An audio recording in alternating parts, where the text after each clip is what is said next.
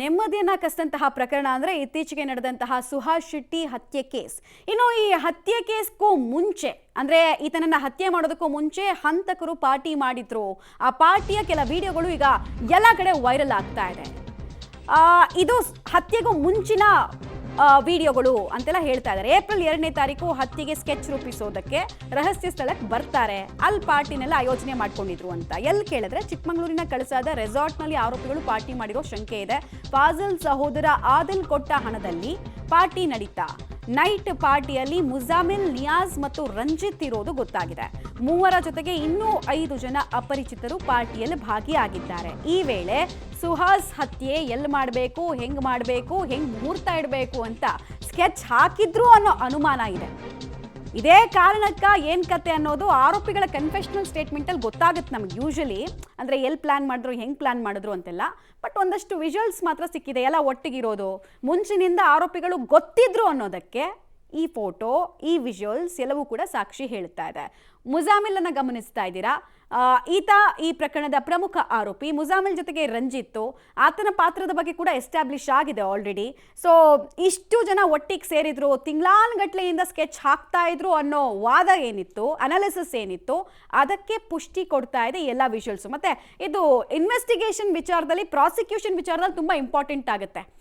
ಇವರೆಲ್ಲರೂ ಫಸ್ಟ್ ಪೂರ್ವ ನಿಯೋಜಿತವಾಗಿ ಒಬ್ಬ ವ್ಯಕ್ತಿಯನ್ನ, ಮನುಷ್ಯನನ್ನ ಕೊಲ್ಲೋದಕ್ಕೆ ಪ್ರಯತ್ನ ಪಟ್ರು ಅನ್ನೋದನ್ನ ಪ್ರಾಸಿಕ್ಯೂಷನ್ ಕೋರ್ಟ್ ನಲ್ಲಿ ಪ್ರೂವ್ ಮಾಡಬೇಕಾದ್ರೆ ಈ ಫೋಟೋಸ್ ತುಂಬಾ ಕ್ರೂಷಿಯಲ್ ರೋಲ್ ಅನ್ನ ಪ್ಲೇ ಮಾಡುತ್ತೆ. ಅದು ಅವರ ತಪ್ಪೊಪ್ಪಿಗೆನಲ್ಲಿ ಹೇಳಿ ನಾವು ಚಿಕ್ಕಮಗಳೂರು ರೆಸಾರ್ಟ್ ನಲ್ಲೇ ಸೇರಿದ್ವಿ, ಪ್ಲಾನ್ ಮಾಡಿದ್ವಿ ಅಂತ ಅವ್ರು ಹೇಳಿದ್ರೆ ಆಗ ಅದಕ್ಕೆ ಸಾಕ್ಷಿಯಾಗಿ ಈ ಫೋಟೋಗಳು ಪೂರಕವಾಗಿ ಕೋರ್ಟ್ ಅಲ್ಲಿ ನಿಲ್ಲುತ್ತೆ. ಆಮೇಲೆ ಇವರೆಲ್ಲರಿಗೂ ಕ್ರಿಮಿನಲ್ ಬ್ಯಾಕ್ ಗ್ರೌಂಡ್ ಇರೋದ್ರಿಂದ ಗೊತ್ತಿಲ್ಲ ಏಪ್ರಿಲ್ 2ನೇ ತಾರೀಕು ಇನ್ಯಾತಕ್ಕೆ ಸೇರಿದ್ರೋ ಏನೋ ಎತ್ತನೋ. ಒಟ್ಟಾರೆ ಇವಾಗ ಸದ್ಯಕ್ಕೆ ಬರ್ತಾ ಇರೋ ಮಾಹಿತಿಯ ಪ್ರಕಾರ ಪ್ಲಾನ್ ಎಲ್ಲ ಆಗಿದ್ದು ಇಲ್ಲೇ ಅಂತಕ್ಕಂಥದ್ದು ಆ ಅನುಮಾನ ಪೊಲೀಸರಿಗೆ ಬಲವಾಗಿ ಕಾಡ್ತಾ ಇದೆ. ಡೀಟೇಲ್ಸ್ ಕೊಡ್ತಾರೆ ಸುಕ್ಪಾಲ್.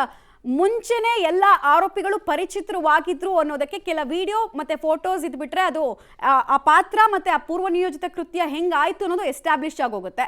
ಇಲ್ಲೂ ಹಂಗೆ ಆದಂಗಿದೆ. ಸೊ ಇಲ್ಲಿ ಸೇರಿದಾಗ ಸುಹಾಸ್ ಹತ್ಯೆ ಬಗ್ಗೆನೇ ಮಾತಾಡಿದ್ರು ಅನ್ನೋದಕ್ಕೆ ಪುಷ್ಟೀಕರಿಸುವಂತಹ ಅಂಶಗಳು ಏನು? ಕನ್ಫೆಷನಲ್ ಸ್ಟೇಟ್ಮೆಂಟ್ ಎಲ್ಲ ಏನಾದ್ರು ಹೇಳ್ಕೊಂಡಿದ್ದಾರಾ ಅಕ್ಯೂಸ್ಗಳು? ನಾವು ಇಲ್ಲಿ ಸೇರಿದ್ವಿ, ಹಿಂಗ್ ಮಾಡಿದ್ವಿ ಅಂತ ಏನಾದ್ರು ಹೇಳ್ಕೊಂಡಿದ್ದಾರಾ? ಪೊಲೀಸರು ಈಗ ಏನು 8 ಮಂದಿ ಆರೋಪಿಗಳನ್ನು ಬಂಧಿಸಿದ್ದಾರೆ. ಅದರಲ್ಲಿ ಆರೋಪಿಗಳು 3 ಇರುವಂಥದ್ದು ಅವರು ಈಗ ಬಾಯ್ಬಿಟ್ಟಿದ್ದಾರೆ. ಕಳೆದ ಮಾರ್ಚ್ ತಿಂಗಳಲ್ಲೇ ಪ್ಲ್ಯಾನನ್ನು ಮಾಡ್ಕೊಂಡಿದ್ದೇವೆ. ಈ ಚಿಕ್ಕಮಗಳೂರಿನಲ್ಲಿರುವಂಥ ರೆಸಾರ್ಟ್ನಲ್ಲಿದ್ದು ಅಲ್ಲಿ ಒಂದು ಹಂತದ ಪ್ಲ್ಯಾನ್ ಮಾಡಿದ್ದೇವೆ. ಅಂದರೆ ಆರೋಪಿತರಲ್ಲಿ ಒಬ್ಬ ರಂಜಿತ್ ಅನ್ನುವಂಥವನು, ಅವನು ಕಳಸ ಮೂಲದವನು. ಹಾಗಾಗಿ ಅವನನ್ನು ಮೀಟ್ ಮಾಡಲಿಕ್ಕೆ ಈ ಮುಜಾಮಿಲ್ ಮತ್ತು ನಿಯಾಜ್ ಹೋಗಿರುವಂಥದ್ದು. ನಿಯಾಜಿನ ಭಾಳಷ್ಟು ಆತ್ಮೀಯನಾಗಿರುವಂಥವನು ಈ ರಂಜಿತ್. ಹಾಗಾಗಿ ನಿಯಾಜ್ ಮತ್ತು ಮುಜಾಮಿಲ್ ಮತ್ತು ರಂಜಿತ್ ಅಲ್ಲಿ ಸೇರಿದ್ರು. ಬೇರೆಯವರು ಅವ್ರ ಜೊತೆ ಅಲ್ಲಿದ್ದರು, ಸ್ಥಳೀಯ ಚಿಕ್ಕಮಗಳೂರಿನ ಇವನ ರಂಜಿತ್ನ ಫ್ರೆಂಡ್ಸ್ಗಳು. ಹಾಗಾಗಿ ಅಲ್ಲಿ ಹೋದಂಥ ಸಂದರ್ಭದಲ್ಲಿ ಈ ಮುಜಾಮಿಲ್ಗೆ ಈ ರಂಜಿತ್ನನ್ನು ಪರಿಚಯ ಮಾಡಿಸ್ತಾನೆ ನಿಯಾಜ್. ಹಾಗಾಗಿ ಆ ಸಂದರ್ಭದಲ್ಲಿ ನೀನು ಇಂಥದ್ದೊಂದು ಕೆಲಸ ಇದೆ ಮಂಗಳೂರಲ್ಲಿ, ಅದಕ್ಕೆ ನೀನು ಬರಬೇಕು ಅನ್ನುವಂಥ ಒಂದು ಮಾಹಿತಿಯನ್ನು ಮಾತಾಡ್ತಾರೆ. ಆ ಬಳಿಕ ಆತ ಅದಕ್ಕೆ ಒಪ್ಕೊಳ್ತಾನೆ.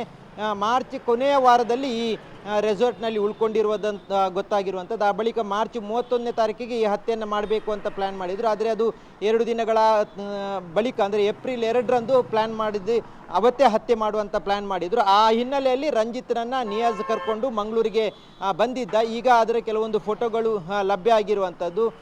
ಅದರ ಜೊತೆಗೆ ಜನವರಿ ತಿಂಗಳಲ್ಲೇ ಈ ಒಂದು ಹತ್ಯೆಗೆ ಸುಪಾರಿ ಕೊಟ್ಟಿರುವಂಥ ಫಾಜಿಲ್ನ ತಮ್ಮ ಆದಿಲ್ ಯಾರಿದ್ದಾನೆ, ಆತ ಜನವರಿ ತಿಂಗಳಲ್ಲೇ 3 ಲಕ್ಷ ರೂಪಾಯಿಯನ್ನು ಕೊಟ್ಟಿದ್ದ. ಇದೇ 3 ಲಕ್ಷ ರೂಪಾಯಿಯನ್ನು ಈ ಮುಜಾಮಿಲ್ ಮತ್ತು ನಿಯಾಜ್ ಹಂಚಿಕೊಂಡಿದ್ರು. ಅದರಲ್ಲಿ ಈ ಪಾರ್ಟಿ ಮಾಡಿದ್ದಾರೆ ಅನ್ನುವಂಥದ್ದು ಈಗ ತನಿಖೆ ವೇಳೆ ಬೆಳಕಿಗೆ ಬಂದಿರುವಂಥದ್ದು. ಹಾಗಾಗಿ ಪೊಲೀಸರು ಸಾಕಷ್ಟು ಮಾಹಿತಿಗಳನ್ನು ಕಲೆ ಹಾಕಿದ್ದಾರೆ. ಜೊತೆಗೆ ಕೆಲವೊಂದು ದೃಶ್ಯಗಳು, ಫೋಟೋಗಳು ಎಲ್ಲವೂ ಪೊಲೀಸರಲ್ಲಿ ಇರುವಂಥದ್ದು. ಅದರಲ್ಲಿ ಒಂದು ಫೋಟೋ ಇದು. ಇದರಲ್ಲಿ ಮುಜಾಮಿಲ್ ಇರುವಂಥದ್ದು, ಜೊತೆಗೆ ರಂಜಿತ್ ಮತ್ತು ನಿಯಾಜ್ ಇರುವಂಥದ್ದು. ಅದರ ಜೊತೆಗೆ ಅಲ್ಲಿನ ರಂಜಿತ್ನ ಕೆಲವೊಂದು ಸ್ನೇಹಿತರಿದ್ದರು. ಹಾಗಾಗಿ ಇವರೆಲ್ಲರೂ ಸೇರಿ ಪಾರ್ಟಿ ಮಾಡಿದರು. ಆ ಪಾರ್ಟಿಯಲ್ಲೇ ಕೊನೆಯದಾಗಿ ರಂಜಿತ್ನನ್ನು ಮಂಗಳೂರಿಗೆ ಕರ್ಕೊಂಡು ಬರುವಂಥದ್ದು, ಜೊತೆಗೆ ರಂಜಿತ್ನನ್ನು ಈ ಕೃತ್ಯದಲ್ಲಿ ಭಾಗಿಯಾಗಲಿಕ್ಕೆ ಆತನನ್ನು ಅಲ್ಲಿ ಹೋಗಿ ರಿಕ್ವೆಸ್ಟ್ ಮಾಡಿರುವಂಥದ್ದು ಎಲ್ಲವೂ ಬೆಳಕಿಗೆ ಬಂದಿದೆ. ಹಾಗಾಗಿ ಅಲ್ಲಿ ಆ ಒಂದು ಪಾರ್ಟಿಯಲ್ಲಿ ರಂಜಿತ್ ಒಪ್ಕೊಳ್ತಾನೆ, ನನ್ನ ಜೊತೆ ಇನ್ನೊಬ್ಬನನ್ನು ನಾಗರಾಜನನ್ನು ಕರ್ಕೊಂಡು ಬರ್ತೇನೆ ಅನ್ನುವಂಥದ್ದು. ಆ ಬಳಿಕ ಮಂಗಳೂರಿನಲ್ಲೇ ಬಂದು 1 ತಿಂಗಳ ಕಾಲ ರಂಜಿತ್ ಮತ್ತು ನಾಗರಾಜ್ ಕೂತ್ಕೊಂಡಿರುವಂಥದ್ದು. ಆ ಬಳಿಕ ಈಗ ಹತ್ಯೆಯಲ್ಲಿ ನೇರವಾಗಿ ಇವರು ಭಾಗಿಯಾಗಿರುವಂಥದ್ದು. ಮಮತಾ, ರೈಟ್, ಥ್ಯಾಂಕ್ ಯು ತಮ್ಮೆಲ್ಲ ಮಾಹಿತಿಗೆ ಸುಕ್ಪಾಲ್, ಧನ್ಯವಾದ. ಒಂದಷ್ಟು ಈ ರೀತಿ ಆಯಾಮಗಳಲ್ಲೂ ಕೂಡ ಪೊಲೀಸ್ ತನಿಖೆ ನಡೆಯುತ್ತೆ. ಹಾಗಾಗಿ ಈ ಮಾಹಿತಿ